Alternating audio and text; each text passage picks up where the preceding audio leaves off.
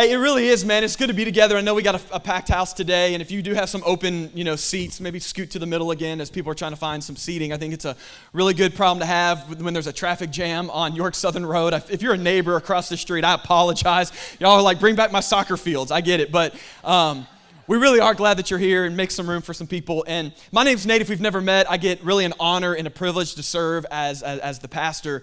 And you are in today part 2 of a relational series that we started last Sunday called Love Lies. And I like this. You have to say it dramatically because what we're doing is we're really looking at the dark side of love. Matter of fact, if you journey with us over the next 3 more weekends, it'll be 5 of the top common lies that we tend to believe that are affecting our ability to love. And last week, Chris, our journey pastor who was helping baptize, did a phenomenal job kicking us off week 1. Didn't he do a great job last weekend? Man, it was that whole analogy that was happening over here with the suitcases and you bring your baggage into one and that's what 2 became 1 means. And it was great. You need to watch it if you missed it. But what I love about Chris, and he exposed this first lie. I think this is the foundational, pivotal lie that we have to start with, right? And it's this lie that you complete me. Right? I know it sounds so Jerry Maguire-esque and it sounds so good. You had me at hello. But the reality is no one person can complete you. Now, what's interesting about this lie is that it's actually rooted in a truth. There is something true about this, that you are incomplete. But the only one who can truly meet that void in your life is your Creator, God. That's the only one that can satisfy that longing. And I know some of you are like, well, Pastor, I'm off the hook because I don't believe in God. I would say it still applies for you as well, and you know it does. It's the reason why you have tried to obtain that fulfillment to reach that void. Maybe you've done it with money, you've done it with sex, you've done it with relationships, with fame, making a name for yourself, whatever it is. But yet, isn't it interesting how when you obtain those things, the void is still there? I would argue that it's because there is a God-shaped hole in all of us that can only be satisfied, only be quenched by the God who uniquely designed you. And I'm telling you, when you get this, then all of a sudden I begin to realize that person can't complete me. Because if this is what we do though in relationships, right? Like we get into one and then you realize very quickly, it's called the week after the honeymoon. Oh no, they can't complete me. So now you end it, you divorce it, and you go looking for somebody else who can give you something that honestly, church, they're not authorized to give to you. And the truth is, they don't complete you. I like this right here. They complement me. That's the beauty of an understanding that I can only get that completion, satisfaction from Jesus. And when I understand that God satisfies me, then you can sharpen me. And it's a beautiful thing. Now, here's the truth. You're not completely and entirely at fault on this idea, okay? Because have you noticed from like a little age, like we grew up believing that love is a fairy tale? Have you noticed this? It's like love's a fairy tale. It's like that's what I want, right? And you just hope it's true, and I'm going to fall in love. I'm going to find the one. Hear that? Like I'm going to find the one, and we're going to meet, and it's going to be romantic, and sex is always going to be great, and the kids are always going to be well-behaved, perfect little children, and there's going to be money in the bank account, and even when we do argue, it doesn't really matter because our love is going to outstand the argument. And then he's going to write me letters about his love for me so that when I get old and I lose my memory, he's going to read the letters back to me at the nursing home. And then we're going to die together spooning in the bed. It's called The Notebook, okay? Noah doesn't exist. He's fictitious, okay? Don't compare your husband, right? Like Emily's like, would you do that for me? I'm like, yes, I would. I would. But this is what we want. We want it to be a fairy tale. And then we're disappointed when we realize that love is, well, it's anything from that. And this is how boy bands of the 90s created a new genre of music called boy bands, right? All that they did was take Disney love songs when you were a little child and go, my goodness, if Disney can make a dump load of money selling you that garbage, I bet we can do it when they're 13 now and they're falling in love for the very first time. I mean, have you thought about the movie Aladdin? I hate to ruin your Disney hopes and dreams. I know they're remaking the movie and it's going to be really great. But that is a movie of lies. Here's this poor orphan boy, right, who's on the run. He's a thief. He has a pet monkey. Since when was that ever, like when did you ever go on a first date and he had his little monkey on his shoulder? And you're like, yeah, that's cool. No, that is not, like check please, right? But he falls in love with the princess he poses to be a prince.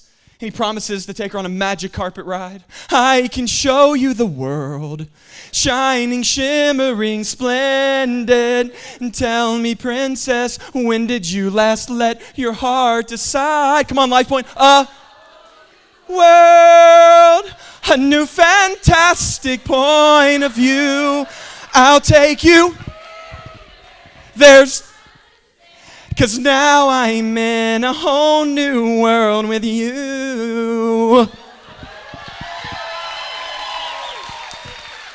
I got lost in that. I apologize. Some of you are like, when's the real pastor coming out? This is all you got, right? This is as good as it gets.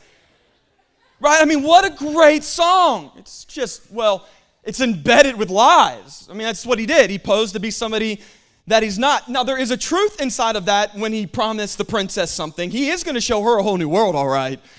It's called a whole new world of Taco Bell eating, $2 movie theater watching, coupon clipping, Goodwill shopping kind of world. One you don't want to sign up for. Right? And so then I think boy bands like All For One said, my goodness, that sold so great. I bet we could rewrite some lyrics and sell to teenage girls. And you know the song. This was at your wedding. I swear by the moon and the stars and the sky, I'll be there. Come on. And I swear like a shadow that's by your side. That's creepy. I'll be there for better or worse. Come on, Life Point Choir. Till death do us part. Every beat of my heart, I swear. Give yourselves a hand, Life Point Choir. Ladies and gentlemen, y'all are. But here's the reality. I mean, my goodness, if that was true, if we were actually death do us parting each other, then why in the world is the divorce rate in America just at 50%? How come 65% of second marriages will also end in divorce? And did you know that 73% of third marriages will also follow suit? Well, maybe it's time that we actually write a love song that actually reflects the way that our culture handles love. So you know what I did? I called a really good friend of mine. He, in his previous life, was a singer-songwriter from Nashville, Tennessee, Christian recording artist, went on tour, who just so happens to now be our production director, Pastor Keith Dudley. Would y'all put your hands together as Keith Dudley makes his way to the stage? Now, I asked Keith, I said, can you rewrite this song for us that actually reflects the way our culture handles love? Ladies and gentlemen, Keith Dudley. I see the questions in your eyes. Sometimes I'll have to tell you lies. But I'll do my best to never get caught. Hey. And when I start to lose all of my hair, you burn my favorite underwear. Oh, Bring up the ladders. make mistakes, and I promise I'll break your heart. But just know this, that I'll swear like a sailor on the sea. I'm just me. Come on. I'm just me. I swear, and I won't give a blank what you think. Just meet my needs, for better or better. Come on, bring it home. As long as you'll do your part, I'll love you with every beat of my heart. I'll swear. Woo! Keith Dudley, ladies and gentlemen. My man. Isn't it interesting, like you take a song lyric like that and they're so poorly written, but like I would buy that right there if Keith Dudley's on that album. But isn't that what we want? And it's interesting because I've learned in my own life, and maybe this isn't you, but when I think back, about 80% of what I've formulated around my worldview of sex, love, and marriage has come from pop culture. But I'm just one of these guys that believes that if you really want to know the original intention of something, then we need to go back to the designer himself, which is God's. That's what we need to do. Sex is God's. Marriage is God's jam. Romance is God's love lyric. Thank you, John Legend and Bruno, but you ain't got nothing on God. I'm telling you today, my only goal, it's not to give you my ideas. You do not need my opinion on this subject. I just want to take you back to the manufacturer to look at how this thing called love should actually be used. Because I got good news today. It is better than a fairy tale. Love can be a real tale.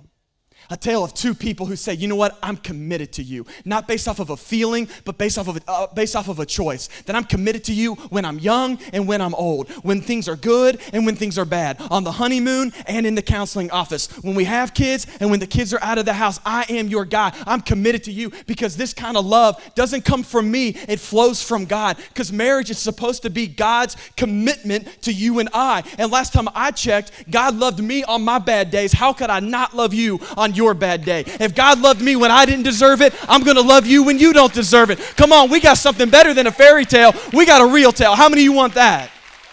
Yeah. It's greater. It's greater than anything you've ever learned when we go back to the designer himself. And so today I want to look at the second lie that we tend to believe that affects our ability to love. So if you got a Bible, will you grab it? This is the part where we go to the Bible. I told you we'd get there. Judges chapter 15 is where I want to take you today. We go to Judges. It's in your Old Testament. And what we're going to do over the next 3 weekends when you come back is we're going to stay right here. We're going to spend 3-4 weekends looking at a prominent Old Testament character, a man by the name of Samson. Samson, in my opinion, was one who really took the bait of these lies. I mean, if anybody lived a life that really hook, line, and sinker believed these lies that affected his ability to love, it was this Old Testament character named Samson. Now, here's what you need to know about Samson if you're unfamiliar with this story. The nation of Israel in your Old Testament was God's chosen people, his nation. You'll hear that a lot. And in this time period, before there were kings, there were judges. But don't think judge like legal counsel. That's not the kind of judge he was. It was more military, protector, judge of the people, dominantly against the Philistines. The Philistines were sort of the neighboring nation that was oppressing the nation of Israel. So God had this, agreement, covenant, if you will, with Samson. It's called the Nazirite vow. And this Nazirite vow was an agreement that, Samson, you need to withstand from getting drunk, touching a dead animal, and never cutting your hair. And if you uphold those 3 things, I will descend on you supernatural strength to give you what you need to protect the nation as I've called you to do. Now, here's the thing about Samson, though. Most of us, if you know anything about him, we know Samson based off of a woman. You remember her name? What's her name? Delilah. What a great mistress name, by the way. Delilah. If your name's Delilah, I apologize. I'm sure you're the exception, but that's Delilah. Right, and this is what we've done. If you know the story, you've sort of reduced Samson's life down to one decision that he made. We characterize him based off of what he did when his head was in her lap. And he gave her his heart, and he revealed to her the source of his strength, and she cut his hair, and the strength went out from him. And if you know the story, we're going to look at it here. Samson would end up dying. But here's what you may not know, and this is where we're going to start today in Judges chapter 15. We know Samson by Delilah, but did you know that Samson had a previous marriage? That before Delilah ever came, Samson actually was already previously married, and how he handled that ending of that marriage ultimately led to his greatest downfall, which was revealing his strength to Delilah, which would eventually end his life. And so I want to show you this. What we're going to show you here in Judges chapter 14, verse 20. This is on the wedding night, okay? This is the wedding feast. He marries this Philistine woman who he should not have married. Remember, he's supposed to protect Israel from the Philistines. He marries one of their ladies. And we don't really know what happens, but sometime at the reception, he left. We don't know how long, but he comes back. And not only has his wife been handed over to another man, look at who the other man is. Judges 14, verse 20 says this. And Samson's wife was given to one of his companions, one of his boys, one of his groomsmen, who had attended him at the feast. Like that right there, I mean, that goes against every bro code in the book. Like, I don't care what background, race, ethnicity, where you come from, you know the bro code. 101, don't ever touch another man's woman, right, gentlemen? Like, it's off limits. You just don't You don't do it. And so here he is coming back to discover that not only has his wife been handed to another man, it was the one who stood right next to him at the altar. And so watch how Samson handles this event in his life. Look at Judges 15, verse 1. Here we go. It says, later on, at the time of wheat harvest, Samson took a young goat and went to visit his wife, because every woman wants a young goat as a gift. Okay. He said, I'm going to my wife's room. Now, Samson didn't know yet that she had been given to his companion, but he was about to find out. But her father would not let him go in. I was sure, the father said, that you hated her. He said, so I gave her to your companion. Isn't her younger sister attractive? Take her instead. Great dad move. Take the other one, right? What way to go.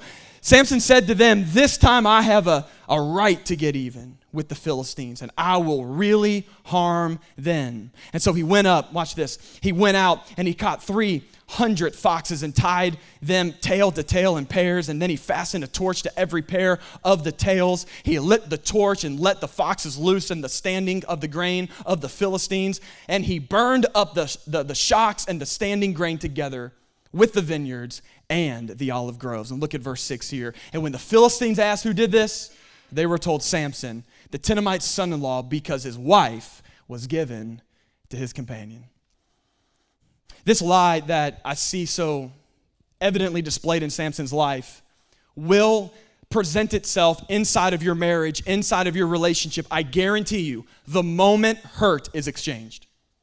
And if there's anything I know to be true about a relationship, is that if you stay in it long enough, not only will you be the one giving the hurt, but you'll be the one on the receiving end of the hurt. I wish I could tell you that my wife and I have this great, perfect marriage, but we have hurt each other way more than I'd like to admit in the almost 13 years that we've been together.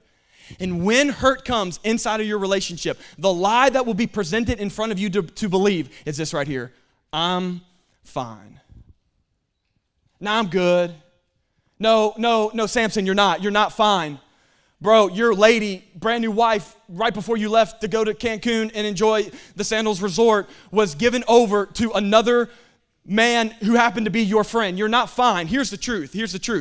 You're hurt. You're hurt. Of course you are. I believe how we handle hurt inside of a relationship, especially a marriage, hurt from previous relationships, is all the difference in how you actually make it to year 50 and still love one another. Because it's coming. How we handle rejection and pain, it's inevitable. And here's the truth. Most of us, like myself, I was never taught how to handle my emotions. No one ever taught me how to grieve, how to process setbacks and unmet expectations. I mean, do you remember the first time that you got dumped? Come on, how many of you have ever been dumped? Just ever been dumped? Come on, put your hand up. Yeah, somebody clapped. I wouldn't go that far. How many of you have never dumped because you were the cool kid and you did all the dumping? Come on, be real. We see you. We still don't like you, okay? For the rest of us, skinny, pimple face, braces wearing kids, we got dumped. I'll never forget my very first girlfriend. I was in the 8th grade. And my first girlfriend, my mom actually let me call her, and we talked on the phone, and didn't have cell phones back in that day. And this girl was way out of my league, y'all. I mean, way out of my league. But I met her at church because I had something called church game. Y'all don't know about church game. See, I didn't have real game like on the street at the playground. It doesn't work there. But in church, boy, let me tell you, I had some lines. I went up to her, I said, baby, I was reading the book of Numbers, and I didn't see yours. Let me give you that.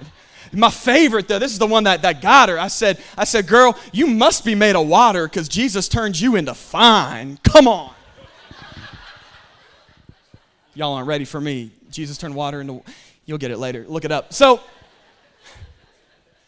we went out. First girlfriend lasted 2 months, 8th grade. That's like 2 years. And she calls me one night. She actually called me. I'll never forget it, October the 24th, and that's going to make sense here in a second. She called me and she said, Nate, I'm dumping you. Wait for it. It was my birthday. And I'm like preparing to go, to the roller rink with her because I've been working on my couples only backward skate. Holler at your boy if you know what I'm talking about. And I'm like, you didn't even let me backward skate for you before you make your decision, and then let me know. But come on, you've been there. Yeah, that first time that you got rejected. The first time you gave your heart to somebody and, well, they didn't receive it back. There are some of you right now, you are in a marriage and you are not meeting each other's expectations. Some of you know what means the most to your spouse, and even though they verbalize it, you still let them down. Some of you have been in a marriage for 20 years and have recently found out that your spouse came in and said, you know what, I just don't love you like that anymore. I know some of you have been in a relationship for 5 years and moving towards engagement, but that person put the brakes on and said, you know, I don't see myself spending the rest of my life with you, therefore I want to end it.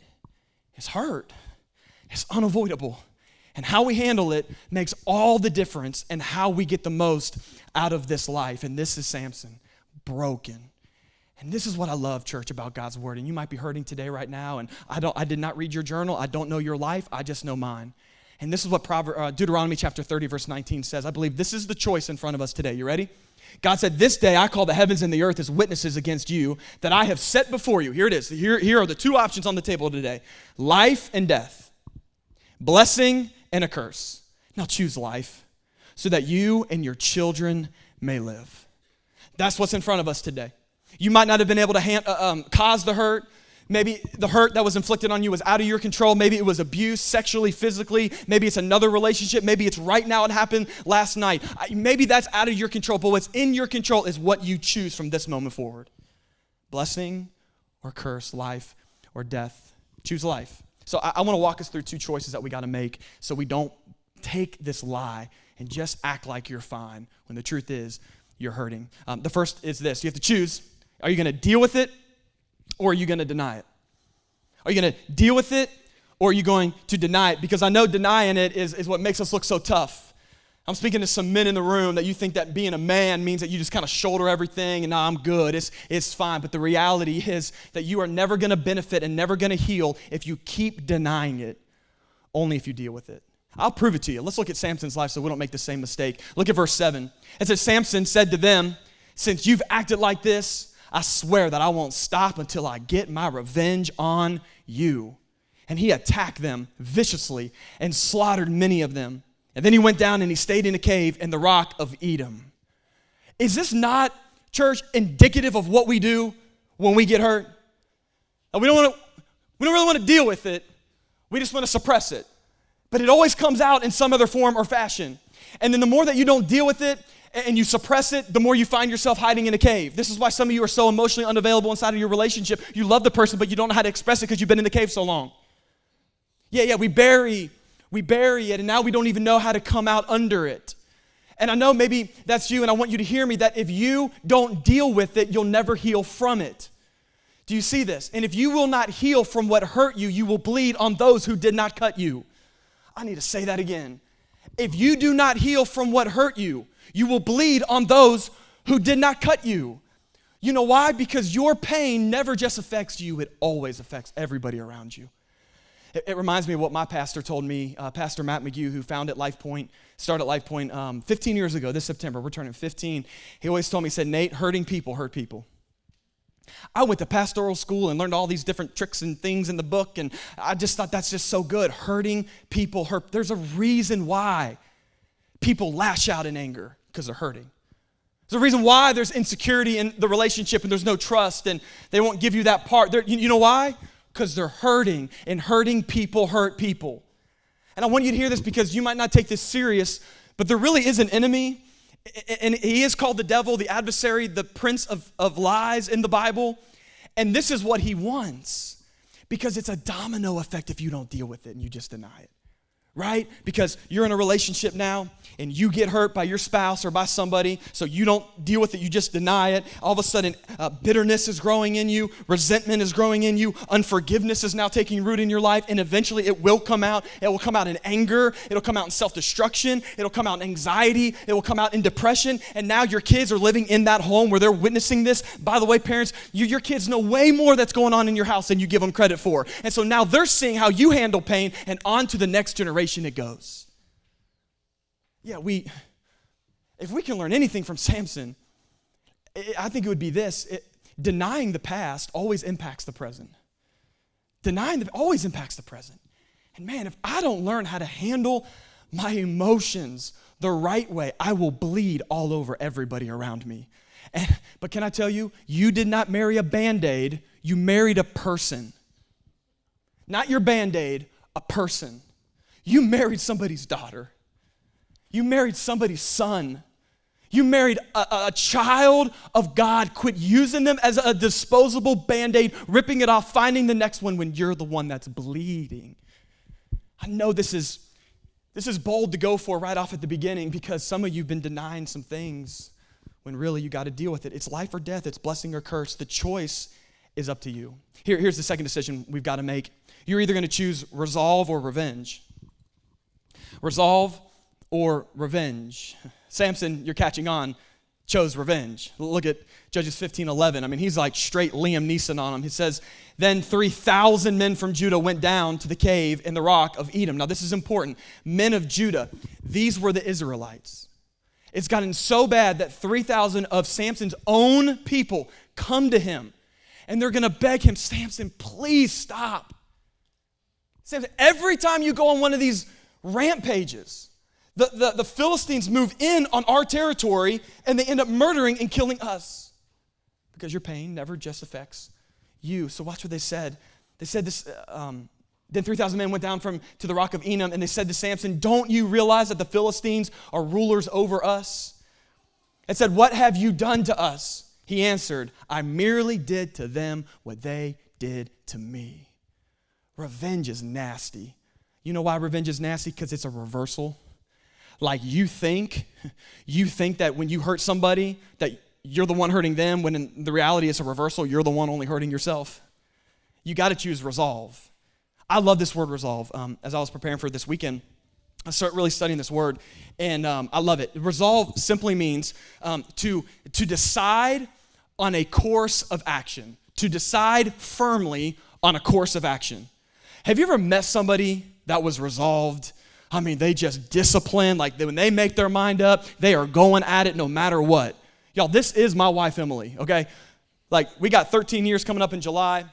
She is probably the most resolved, disciplined person I know. When she gets her mind on something, she's going to stick with it. I'll give you a case in point. Last December, just a couple months ago, she went to the doctor's. And she's having some like digestion issues, and I'll spare you the details. And the doc said, hey, I think I want to try something before we get into like medication and stuff.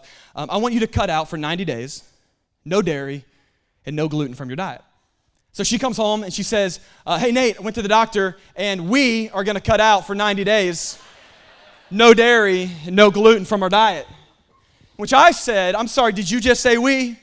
Like, I'm pretty sure last time I checked, you went to your doctor who told you that you need to do this because your gut's unhealthy. I like the health of my gut, okay? I am perfectly fine what's going on right up in here. And so it's marriage, so we compromised. And we're both doing no gluten, no dairy for 90 days. There it is. If you're looking to get married, there it is. Happy wife, happy life. It is true. And so she's like, she is resolved. She's not going to eat an ounce of cheese on a salad. She's asking the chef, are you cooking that in butter before you put it in the pan to bring it out to me? Me, I'm like 80-20, right? 80% of the time, that's 100%. I'm like healthcare, 80%, 20. It's kind of an option. Every once in a while, you just got to have a bowl of ice cream. Amen? All right? Okay, there we go. But this is, people who are resolved, it is attractive. And let me just do it. Can I do a Zach Morris timeout real quick and just talk to all the single adults? And by single, I mean you're not married. Until he puts a ring on it, you're still single, in my view. Please choose resolve. Look for somebody who's resolved. I know. It is really eye-appealing, the six-pack. But trust me, it will turn into a 6-gallon. It's coming. I know they got a nice hairline, but it's gonna recede. It'll be a cul-de-sac. He's gonna look like George Costanza on Seinfeld at some point. Yeah, listen, the best pre-marriage advice that I can give you is do not marry somebody for potential, marry for pattern. Look, potential is too risky when it comes to me giving my life to somebody. It's too many unknowns and potential. No, I want to see pattern. I want proof. I want to see proof and a pattern that you're going to speak to me the right way when we argue and get in a conflict. I want to see a pattern of how you handle money. I want to see a pattern that you actually love Jesus and you're not just coming to church because you know I like to go to church. I want to see a pattern of how you treat your mama. I want to see a pattern before I marry you. Please don't marry potential. It'll fail every time. Go after pattern. See, here's Samson. When you're not resolved, by default, you're unresolved. And people who are unresolved are always reactive. Listen, if you don't choose a firm course of action, you will just react at whatever gets in your way. And most of us, if we're honest, this is just kind of subconsciously how we were raised or our view of how to handle conflict. It's what's called, I want you to see this graphic, it's called stimulus and response. Stimulus and response. So stimulus, something happens to me, bam, I respond based off of the stimulus. You said something nasty to me, bam, I say something nasty back. You don't value me, bam, I'm not going to value you. It's stimulus response. Can I tell you something? This is a horrible way to live. This will ruin a marriage and rob the intimacy of a marriage, especially married adults, more than anything else when you just are so based off of responding off a stimulus. And I know stimulus is often out of your control. But your response, come on, we're not 7. It's always in your control. Always. Always. Yeah, when they hurt you, it hurts. When you feel like they're putting their career above your family, even though you've had the conversation, that hurts. When you feel like they're not meeting your needs or they're not being sensitive, they're not expressing your love language, I get it. It hurts. I'm not telling you to deny hurt. That would be an opposition of this entire message. You got to deal with the hurt. But you don't have to respond based off of your hurt. No, we need something different because that's what Samson's doing. Boy, his wife is given to another man. Bam, he starts killing. He finds out that it's one of his own boys. Bam, he goes on a rampage. The Philistines are coming. Bam, he hides out in a cave. It's stimulus, response, stimulus, response. And notice this, you will destroy everybody in your path if this is your method. This is what I love about the book of Proverbs, Proverbs 19:11. Look at this. This is so powerful right here. If you just adopt this as your marriage verse, game changer. It says a person's wisdom yields patience. How do I know if somebody's wise? What's the fruit of wisdom? Patience. And then Solomon goes on, he says, it is to one's glory to overlook an offense. In other words, when I overlook an offense that you did to me, it's not to your glory, it's to my glory. I'm telling you, we need to read this at weddings right here. Forget this love is patient, love is kind, these 3, hope, faith, and love remain bull, all right? That's not going to help me year 7 on a Tuesday night when you did it again. I need this right here. I need patience. I need to overlook an offense. We need to preach that, right? Because that's going to get me through something. So there's another way. What I'm about to show you, listen, this isn't for everybody. This is next level living. You ready? Not stimulus response. But you have to add a critical pause. The pause is everything. So when they do that, and they hurt you, and you get angry, boy, try this with your kids. You insert a pause. You know what a pause does? It creates space. So now I'm not being reactive based off of my emotions because my emotions are great followers. My emotions are not great leaders. I need something else to lead my emotions, like God's truth, because if not, I'm going to go in a cave every single time. This is powerful. So when I do the critical pause, I don't have to respond based off of how I feel. I get to respond, this is deep, out of my identity in Jesus. So I'm not going to give you what I think you deserve. I'm going to respond based off of what Jesus does. Not my stimulus, but my Savior. Because if I responded to you based off of stimulus, I would punch you in the face right now. You would be sleeping on the couch. I'd be shutting the love-making department down for a little while if I was solely basing off of stimulus to response, but I'm not going to do that because Jesus didn't do that to me. Matter of fact, when my sin created a stimulus in Jesus, he ran after me even more. When my stimulus created a response in Jesus, he died on a cross to bridge that gap. How in the world, if God's been so good to me, how could I not be good to you? I dare you. I dare you to add the critical pause in your marriage. It'll change everything. And I know what you're thinking. I'll do it if they do. But what if they don't, Pastor? What then? Are you ready? It's a big boy answer. Do it anyways. You know what I've learned in almost 13 years? I've learned that if I'm waiting to change until they change, nothing will change. Yeah. If I'm waiting to change until they change, ain't nothing going to change. But you know the truth is, somebody has to go first. Is that not the gospel? Jesus went first. We love because he what? First loved us. You got to go first. Now, I want to stay on this for a minute because I think resolve I think it's everything to not buy in this lie that I'm fine, but having an open, honest conversation around your emotions and your feelings. And that's this. Resolve, it requires something. Resolve requires patience. We don't like that, do we? I want to fix now. I want healing like right now. I want everything to change now. And this was Samson. I want to show you this. We left off the story where 3,000 of his own men come and they beg him, Samson, please, man, would you turn your life over to the Philistines, because when you don't, they're killing us. Your decisions are impacting us. I want you to see this because, man, I feel like in a lot of ways, if your kids could talk and they had the maturity to say this, I think this is what they would say.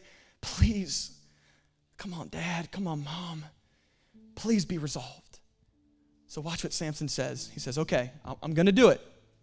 Agreed, they answered. We will only tie you up and hand you over to them, but we will not kill you.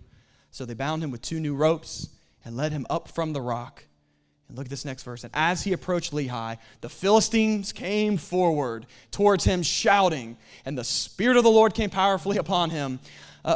And the ropes of his arms became like charred flecks, and the binding dropped from his own hands. And verse 15, and as he approached Lehi, the Philistines came toward him shouting, and the Spirit of the Lord came powerfully upon him. And if you read the rest, he absolutely went right back to killing. It's like, come on, Sam. Come on, bro.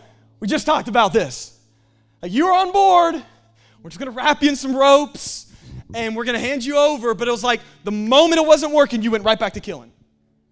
Come on, is this not imperative of what we do? Oh, I was all in. I tried counseling once. Didn't really work. Right back to hurting. Yeah, I went to church. Prayed a little bit. I even went in one of those life groups in the houses that you guys always talk about. Went there once. Really wasn't my thing. Right back to dysfunctional living. Why? Because you're not patient. You want it instant. You want it now. But can I help you today? I want to help you. The only way that you're ever going to experience real, deep healing is to every single day get up and trust God daily. It's every day. Every day I see that person and my pulse boils. God, I need your grace today. I need new mercies today. I need patience today. I need guidance today. Every time you come downstairs for breakfast and there's your spouse and you still have resentment towards them, God, I'm not healed. It's every single day to say, Lord, give me the grace that I need to love them the way that you see them, not the way that I see them. I need to be resolved. Resolve says that I'm sticking to a plan of action, and I'm going to stick to it even when I don't see the evidence from it. I'm going to stick it out until I see it. I'm telling you, resolve, when husbands and wives start getting this and they begin to fight for one another, your relationship will go to a whole new level. And here's the promise of the Bible. This is what I love about God's word, that if you will choose to deal with it, not deny it, you'll choose resolve over revenge. God's word says you will be restored. You will. Even if they don't, but you make a choice to, you will be restored. Samson finally cries out to God, and God restores him. Look at this, verse 18, after he just killed him again. It says, because he was very thirsty, cried out to the Lord, you have given your servant this great victory. Must I now die of thirst, fall into the hands of the uncircumcised, talking about the Philistines? And then God opened up a hollow place in Lehi, and water came out when Samson drank. That's a metaphor for restoration. He's restoring Sam. And his strength returned. Look at this. His strength returned, and he was revived. And so the spring was called En Hekorah, and it is still there in Lehi. You know, I feel like the one thing I want you to walk away with today, this is my whole sermon in a nutshell. I know you're thinking, why didn't you just tell us this in the beginning? We could have went to Cracker Barrel. But I want you to see this right here. Here it is. You ready? If you let your need drive you to Jesus, Jesus will meet your deepest need. If you let your need drive you to Jesus, Jesus will meet your deepest need. Listen, your needs are driving you somewhere. Some of you, it is driving down a road of hurt and you're just doing what other people did to you. Some of you, it's driving you to a path of dysfunction, a path of deceitfulness and lies, sexual addictions, unfaith. Your need's driving you somewhere. All I'm saying is that if you will let your need drive you to Jesus, I guarantee you Jesus will meet your deepest need. Did you notice when Samson did this? He let his need drive him back to God. God met his deepest need. And what happened? His strength returned. His strength returned. I believe if you come back to God today, your strength will return. I believe if both of you in a marriage will do this, your marriage strength will return. I believe today that if you return your purity back to God, no matter how many times you've handed it to somebody else, God will restore you and your strength will return. I believe today prophetically in your house that joy's coming back, hope's coming back, strength is returning, God's returning. If you will truly say, Lord, here I am. I'm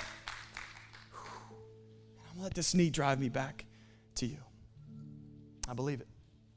So here's what you got to do today, okay? You ready? It's a 7-day challenge. If you're married, I'm giving you 7 days to ask this one question. If you're single, find a really good friend, someone in your life group, a family member, and I want you to ask this one question, because if we're really going to do this, I'm not fine, I'm hurting. Here's the question we've got to ask right here. You ready? What hurt are you holding? What hurt are you holding? Let me just give you some advice. Men, if your wife is willing to share with you this, because by the way, it might be a hurt that you inflicted a year ago, last night, something from her childhood, and she actually trusts you with her emotions. When a woman gives you her emotions, she is giving you all of herself. In that moment when she tells you, you ready, men? Here's the one thing you do when she tells you, if she answers this. You ready? Shut up. Don't say anything. Don't go into fix-it mode. Don't get defensive. Well, the reason I did that was because it wasn't my intention. How many times have you should have known Baby, I got you. Thank you. I'm going to pray for you. And ladies, listen, if you can actually get your dude to answer this question, which like 80% of the men in this room are going, heck no, I ain't doing this. If you can actually get your man to go into this F-word feelings, I'm telling you what, your one and only response should be, I got you. You're my guy. Wow, thank you. You're my girl, you're my guy. Healing can come. Let your need not drive you to your spouse. Let it drive you back to Jesus. And so, Lord, today, all across this room, God, we just humbly come to you, Lord. Relationships are hard. God, it's hard. And I don't get it. I don't understand why you thought it would be a good idea to put two opposite people together in this covenant vow of marriage. But maybe I don't know, maybe I do get it. Maybe it's because the real intent of marriage was never to make me happy, but truly to make me holy. Holy meaning to become more like you. And what better environment for me to practice the gospel of forgiveness, of love, of mercy, of gentleness, of kindness, than in a relationship with somebody who knows me the best and still hurts me. Maybe that's it. Maybe our marriages are the greatest witness we have in this community and in this culture. Maybe that's it. Maybe marriage really does work. When it's not a fairy tale, it's a real tale. So, Lord, I speak healing over everybody who is hurting. You're not fine, you're hurt. God, may restoration come in the house, and when restoration comes, strength will return. I believe it. We love you, Father. We pray this in your name. Amen. Amen.